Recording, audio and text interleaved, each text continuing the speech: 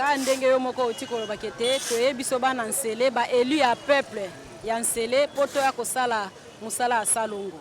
Donc ezali te ke totikela ka population po balobi ke nous-mêmes, nous devons être des exemplaires. Donc, il faut que nous exemple et pas ndeko na biso nyonso to bazomo na biso.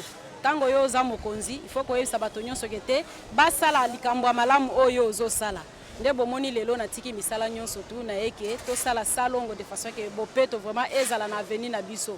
Ponda kisa ifo banda bisika to vandi après nde to kopanza nani exemple wana bisika mosusu. Yango omoni lelo nga moko na kiti elongo na bourgmestre na biso de façon que to sala salongo na avenir na biso ya terre jaune. E nazaka nga moko te toza ebele.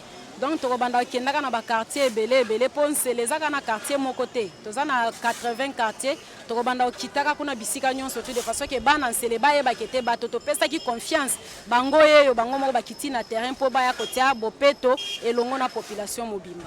Et aux alambala liboso te mais to banda ko sala ka misala na de façon que to komisa nsele na biso bopeto. Population na biso ndenge ba pesa ki biso confiance ba réitérer vraiment confiance wana ezala kaka po to ko décevoir bango te. Tozana bango elongo tokozala na bango mikolo nyonso tuti na temps ya mandat na biso. Donc bazala ka na sima na biso ba soutenir biso. Merci beaucoup ngai nazali Mama Gisèle Misenga nazali élu conseillère communale na commune na biso Nsele awa.